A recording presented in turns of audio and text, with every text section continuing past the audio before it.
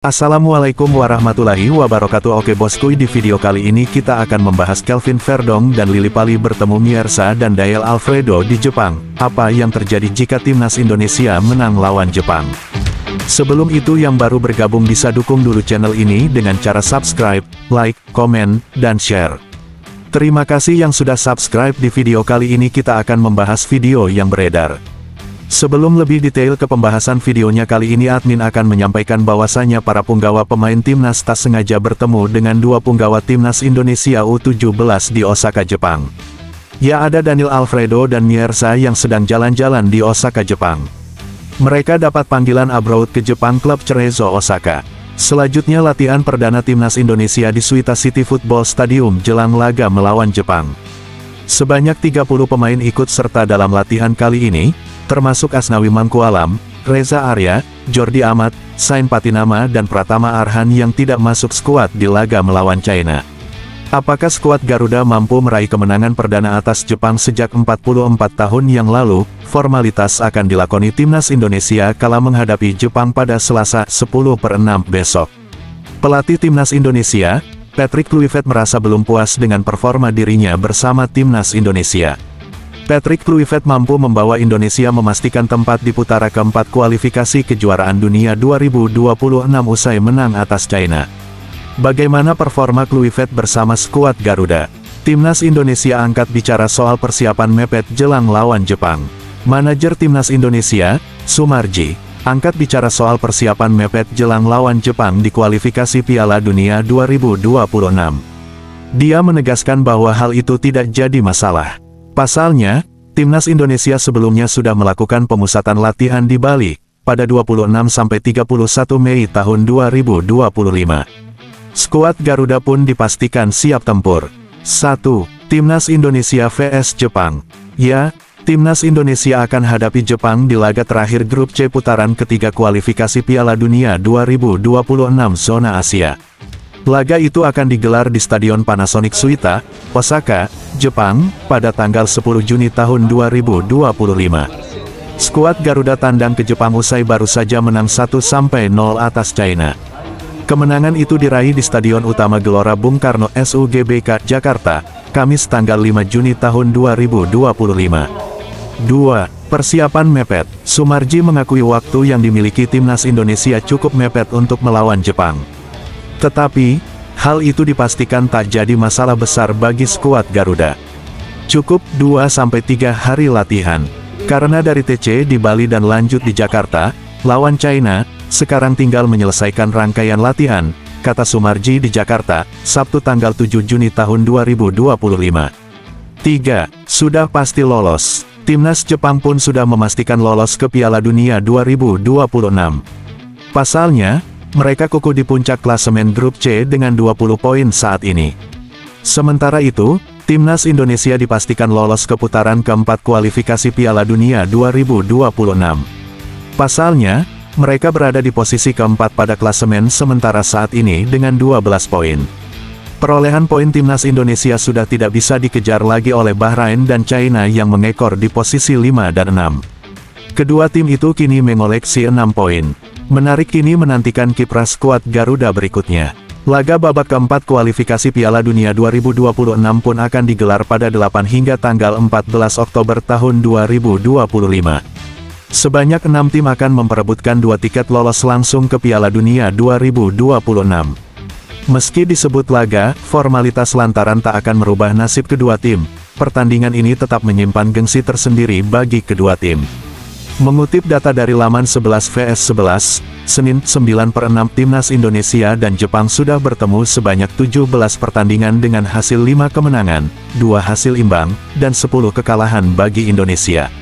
Pada pertemuan terakhir tanggal 15 November tahun 2024, Indonesia harus takluk atas tim Samurai Biru dengan skor 0-4 di Stadion Utama Gelora Bung Karno SUGBK. Namun dengan komposisi pemain kedua tim saat ini, momentum kemenangan justru berpihak kepada timnas Indonesia. Walaupun tidak akan merubah status bagi Indonesia, kemenangan atas Jepang akan membuat situasi banyak berubah terutama terkait posisi keduanya di peringkat FIFA. Selain itu, pertandingan keduanya juga akan berpengaruh pada nasib tim lain sesama penghuni grup C.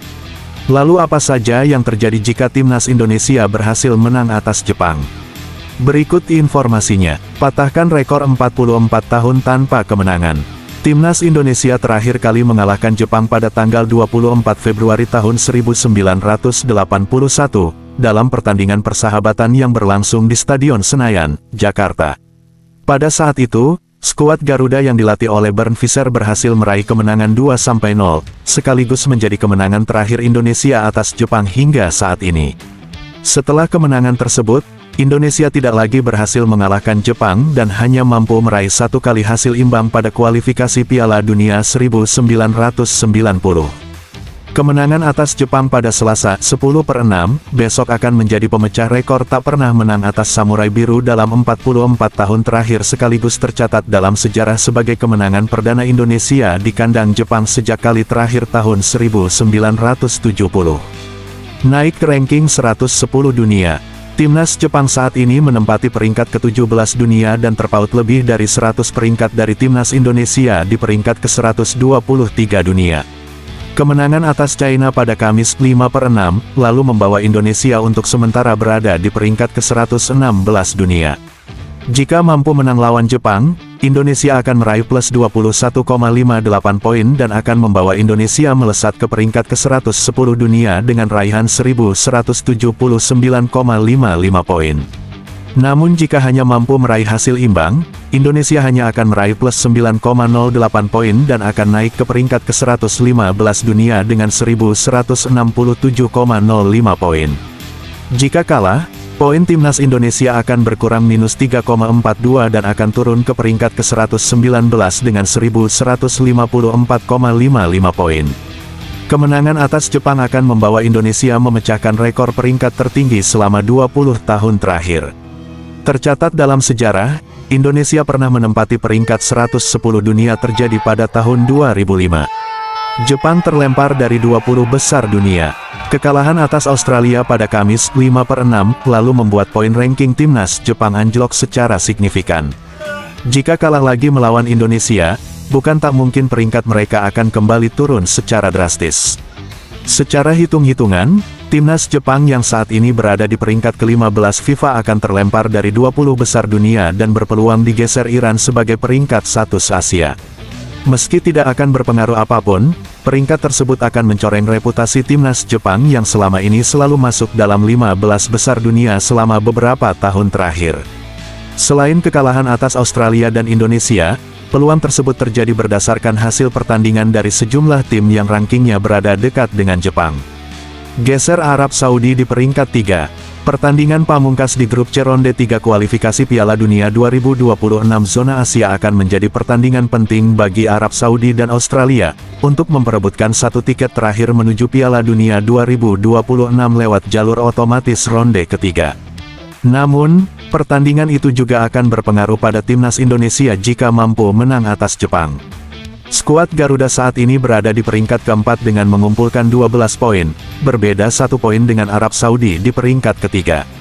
Jika timnas Indonesia mampu menang atas Jepang dan Arab Saudi kalah atau imbang dari Australia, dapat dipastikan Indonesia akan mengakhiri perjalanan di ronde ketiga dengan berada di peringkat ketiga.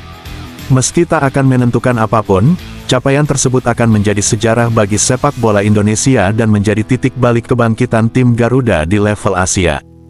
Oke, itulah sekilas video dari admin, semoga bermanfaat membantu perkembangan sepak bola Indonesia di kancah internasional.